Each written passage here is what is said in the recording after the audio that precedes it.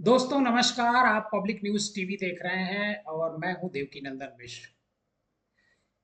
आपको हाईकोर्ट की एक टिप्पणी जरूर याद होगी, जस्टिस राम मनोहर मिश्रा की।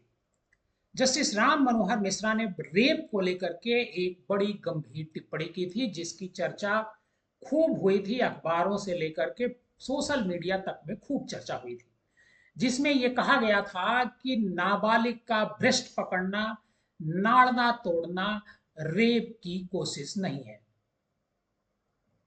जस्टिस राम मोहन मनोहर मिश्रा को इस मामले में सुप्रीम कोर्ट ने कहा है कि उनकी जो टिप्पणी है वो अमानवीय है। आज ये केस सुप्रीम कोर्ट में लगा हुआ है और इनका जो फैसला था, जो हाई कोर्ट ने दिया था, उस पर रोक लगा दी है। जिसमें एचसी ने कहा था, मतलब हाई कोर्ट ने कहा था कि नाबालिग लड़की के ब्रेस्ट को पकड़ना और उसके पैजामे के नाड़े को तोड़ना रेप या अटेम्प्ट टू रेप नहीं है। सुप्रीम कोर्ट में जस्टिस बी आर गवई और एजी मसीह की बेंच ने 26 यानी बुधवार को इस केस पर सुनवाई की और बेंच ने कहा कि हाईकोर्ट के ऑर्डर में की गई कुछ टिप्पणियां पूरी तरह से असंवेदनशील और अमानवीय नजरिया रखती हैं। सुप्रीम कोर्ट ने केंद्र, उत्तर प्रदेश सरकार और अन्य पक्षों को नोटिस जारी किया और नोटिस जारी करके जवाब भी मांगा है। जस्टिस बी आर गवई और जस्टिस ए जी मसीह की बेंच ने कहा कि यह बहुत गंभीर मामला है और जिस जज ने यह फैसला दिया है उसकी तरफ से बहुत असंवेदनशीलता दिखाई गई है। हमें यह कहते हुए बहुत दुख है कि फैसला लिखने वाले में संवेदनशीलता की पूरी तरह कमी थी। यही बात सोशल मीडिया पर लोग जस्टिस मिश्रा से सवाल कर रहे थे।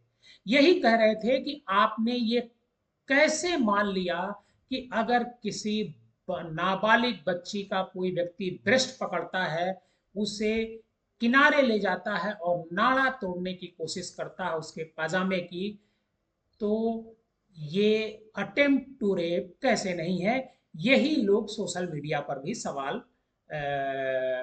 पूछ रहे थे। हालांकि जो सुप्रीम कोर्ट का ये जो फैसला आया है, इस पर जस्टिस तुषार मेहता ने कहा है कि ये फैसला पूरी तरह से सही है। आपको बता दें कि एक दिन पहले मंगलवार को एससी ने, मतलब सुप्रीम कोर्ट ने हाई कोर्ट के फैसले पर खुद सुनवाई करने का फैसला किया था। फैसले पर कानूनी विशेषज्ञों, राजनेताओं और अलग अलग क्षेत्रों के एक्सपर्ट के विरोध के बाद सुप्रीम कोर्ट सुनवाई कर रहा था। हालांकि पहले इसी केस में दायर एक याचिका पर सुनवाई से सुप्रीम कोर्ट ने इनकार कर दिया था। इस याचिका में जजमेंट के विवादित हिस्से को हटाने की मांग की गई थी। अब मैं आपको बताता हूं कि आखिर इलाहाबाद हाईकोर्ट ने कहा क्या था। इलाहाबाद हाईकोर्ट ने कहा था, जस्टिस राम मनोहर नारायण मिश्रा की बेंच ने, मतलब सिंगल बेंच थी वो, कि किसी लड़की के निजी अंग को पकड़ना, उसके पैजामे का नाड़ा तोड़ देना और जबरन उसे पुलिया के नीचे खींचने की कोशिश से रेप या अटेम्प्ट टू रेप का मामला नहीं बनता था। और जस्टिस राम मनोहर नारायण मिश्रा की इस फैसले से जो आरोपी थे, जिन्होंने एक नाबालिग के साथ ये घटना की थी, बलात्कार की कोशिश की थी, उन्हें राहत मिल गई थी। हालांकि जो पिछला जो सोमवार था, उसी दिन यह फैसला उन्होंने सुनाया था। आपको बता दें कि आखिर ये घटना थी क्या। दरअसल यूपी का एक जिला लगता है कासगंज। कासगंज में एक महिला ने 12 जनवरी 2022 को कोर्ट में एक शिकायत दर्ज कराई, जिसमें आरोप लगाया गया कि 10 नवंबर 2021 को वह अपनी 14 साल की बेटी के साथ कासगंज के पटियाली में देवरानी के घर गई थी। उसी दिन शाम को अपने घर लौट रही थी। रास्ते में गांव के रहने वाले पवन, आकाश और अशोक मिल गए। पवन ने अपनी बेटी को अपनी बाइक पर बैठाकर घर छोड़ने की बात कही। मां ने उस पर भरोसा करते हुए बाइक पर बैठा दिया, लेकिन रास्ते में ही पवन और आकाश ने लड़की के प्राइवेट पार्ट को पकड़ा। आकाश ने उसे पुलिया के नीचे खींचने का प्रयास करते हुए उसके पजामे की डोरी को तोड़ दिया। लड़की की चीख पुकार सुनकर ट्रैक्टर से गुजर रहे सतीश और भूरे मौके पर पहुंचते हैं। इस पर आरोपियों ने देसी तमंचा दिखाकर दोनों को धमकाया और फरार हो गए। जब ये महिला पुलिस में एफआईआर कराने पहुंचती है तो पुलिस में एफआईआर नहीं की गई। जब एफआईआर नहीं की गई तब वो महिला कोर्ट जाती है और कोर्ट में इस तरह की एक अर्जी लगाती है। 21 मार्च 2022 को कोर्ट ने आवेदन को शिकायत के रूप में मानकर आगे बढ़ाया और शिकायतकर्ता और गवाहों के बयान रिकॉर्ड किए। शिकायतकर्ता और गवाहों के बयान रिकॉर्ड करने के बाद आरोपी पवन और आकाश के खिलाफ आईपीसी की धारा 376, 354, 354 बी और पास्को एक्ट की धारा 18 के तहत केस दर्ज किया गया। वहीं आरोपी अशोक पर आईपीसी की धारा 504 और 506 के तहत केस दर्ज किया गया।